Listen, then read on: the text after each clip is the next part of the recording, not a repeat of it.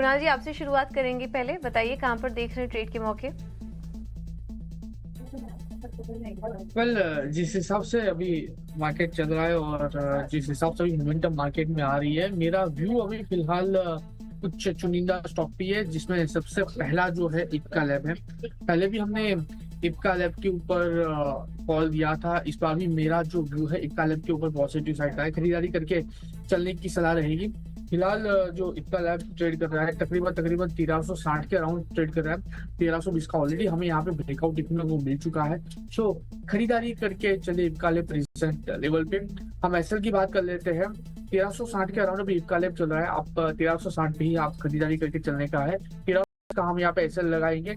Target की बात कर लेते हैं तो 1390 का पहला टारगेट है जो हमें देखने को मिल सकता है। 1390 जैसे ही ब्रेक होता है, ऊपरी लेवल पे 1440 तक के भी लेवल हमें इप्का लैब में आने वाले दिनों में देखने को मिल सकते हैं। तो इप्का लैब पे यहाँ पे खरीदारी करके चलने की सलाह है। ठीक है, तो इप्का लैब में तेजी करने की सलाह आपके लिए। आदित्य जी, आपकी तरफ से कौन सा स्टॉक होगा? देखिए, बाजार का जिस तरीके से आज प्राइस एक्शन चल रहा है काफी वॉलेटाइल और काफी डायनेमिक है। जैसे सुबह हम देख रहे थे बाजार 100 पॉइंट नीचे था, वहां से 100 पॉइंट प्लस हुआ, फिर वापस 100 पॉइंट नीचे है। तो इस तरीके के मार्केट में ज्यादा कुछ एग्रेशन दिखाना एक सही स्ट्रैटेजी नहीं रहेगी। मैं पर्सनली थोड़ा सा लो वॉलेटाइल स्ट्रैटेजी प्रेफर करूंगा। इसलिए मेरे पास एक ही स्टॉक है, लो बीटा काउंटर मैंने चुना है, वो है एमआरएफ। उसका प्राइस अभी चल रहा है 1,41,000। इसको इस भाव पे खरीदा जा सकता है। स्टॉप लॉस रहेगा 1,35,000 का और टारगेट रहेंगे 1,46,000 के। बिल्कुल, तो ये है हमारे एक्सपर्ट के पसंदीदा स्टॉक का पावर प्ले सेगमेंट के। बढ़ते आगे, सिम्फनी के शेयर में आज 13% से ज्यादा की तेजी हम देख पा रहे हैं और पिछले 3 दिनों की बात करें तो 35% से ज्यादा भाग चुका है ये शेयर। हमारे साथ मेरे सहयोगी अभिषेक सत्यव्रतम जुड़ चुके हैं। अभिषेक, का बताएं आखिर ऐसा तेजी के पीछे के कारण क्या है? प्रशांत, सिम्फनी का शेयर कल हमने देखा था कि 3 साल की सबसे बड़ी तेजी थी और ट्रिगर बने थे इसके नतीजे। लेकिन आज भी ये शेयर पूरे दम लगा के दौड़ रहा है और जैसा कि आपने कहा कि 3 दिन में करीब 35-40% के आसपास की तेजी ये शेयर दिखा चुका है। दरअसल जो नतीजे आए थे वो बाजार को बहुत पसंद आए और हर पैरामीटर पर, चाहे आप आय की बात कर लें, कामकाजी मुनाफे की बात करें या मुनाफे की बात करें, प्रदर्शन बहुत अच्छा रहा। मुनाफे की अगर बात करें तो 266% का उछाल हमने मुनाफे में देखा करस्पॉन्डिंग क्वार्टर के पिछले साल से। आय की बात करें तो ऑपरेशन से आय 76% का उछाल था और अगर एबिडा की बात करें तो एबिडा में 300% से ज्यादा, यानी कि एबिडा करीब करीब 4 गुना हो गया कामकाजी मुनाफा। और ये चीज ट्रिगर कर रही है शेयर में तेज रफ्तार को लेकर। एक और चीज है, वो है कंपनी ने बायबैक का ऐलान किया है। बुधवार की क्लोजिंग यानी कि कल के क्लोजिंग से अगर देखेंगे तो 103% का बायबैक का प्राइस है सिम्फनी का। हालांकि बायबैक का साइज थोड़ा छोटा है, 71 करोड़ रुपए का ही बायबैक है। टेंडर ऑफर रूट के जरिए कंपनी ये बायबैक करेगी, जिसका कि रिकॉर्ड डेट है 21 अगस्त। और करीब करीब 2.25 लाख शेयर कंपनी इस बायबैक में वापस खरीद रही है। तो ये भी आज ट्रिगर कर रहा है शेयर को तेजी के लिए।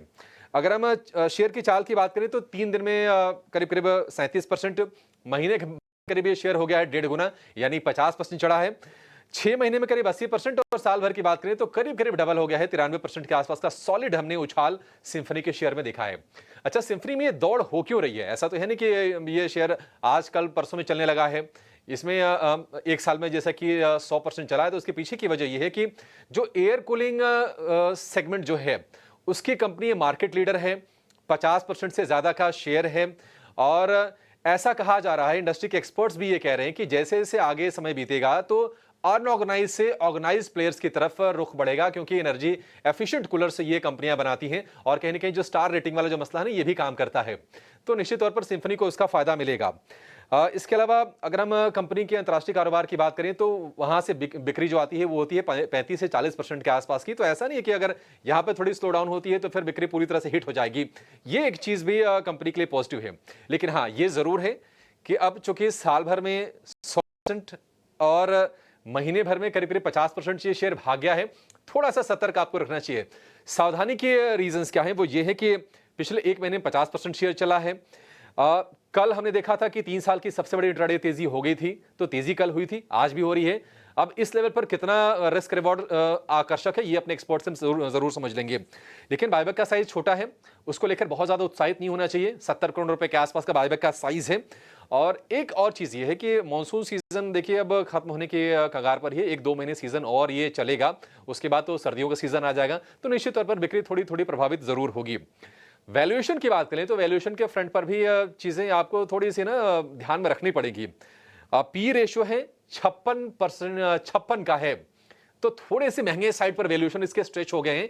और कंपनी का अगर मार्केट कैप की बात करें, 11,500 करोड़ रुपए के आसपास का मार्केट कैप है, जो कि पिछले साल के मुकाबले में हो गया है डबल।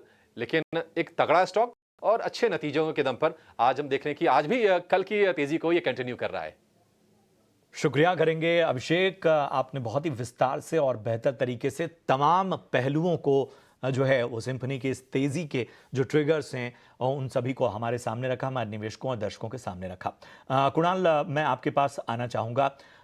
वैल्यूएशन स्ट्रेच लग रहे हैं, लेकिन स्टॉक की तेजी जो है वो वाकई आकर्षित कर रही है। पिछले 3 दिनों की तेजी देख लें, आज की तेजी देख लें, 1 महीने 6 महीने के पूरे अगर रिटर्न को देखें तो एक अलग तरह की कहानी ये स्टॉक कह रहा है। अब यहां से क्या रणनीति अपनाई जानी चाहिए, क्योंकि रिकॉर्ड तेजी के बाद एक तरह की अहम रणनीति बड़ी आवश्यक हो जाती है। वेल, एक बहुत ही बढ़िया मोमेंटम हमें सिम्फोनी में देखने को मिला है। रिजल्ट के बाद बायबैक, ये दोनों खबर ने एक खासी मोमेंटम, एक अच्छा खासा रिदम यहाँ पे स्टॉक में बनाया हुआ है। आप देखो तो पिछले एक हफ्ते में स्टॉक लास्ट वीक को जहाँ पे क्लोज हुआ था 1240, अभी स्टॉक 1700 के लेवल पे ट्रेड कर रहा है। ब्रेकआउट ऑलरेडी स्टॉक ने दे दिया है। अगर इस लेवल पे अगर स्टॉक सस्टेन होता है तो जो 2500 के बाईबैक की बात की है, जो लेवल की बात की, वो लेवल भी हमें इस स्टॉक में देखने को मिल सकता है। मोमेंटम बहुत ही बढ़िया है, लेकिन नई खरीदारी करके चलने की सलाह तो बिल्कुल नहीं रहेगी, क्योंकि रिस्क उतना फेवरेबल नहीं है।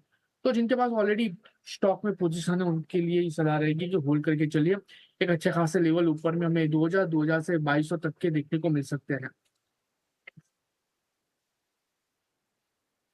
ठीक है, तो फ्रेश खरीदारी करने की तो सलाह नहीं है, लेकिन जिनके पास है वो होल्ड कीजिए। टारगेट्स आपको बता दिए हैं, काफ़ी शानदार नतीजे, और बायबैक का जो ऐलान किया वो एक ट्रिगर का काम कर रहा है आज सिम्फनी के लिए। बाकी फंडामेंटल्स भी अभिषेक अभी आपको बता रहे हैं। चलिए आदित्य, मैं आपके पास आना चाहूँगा।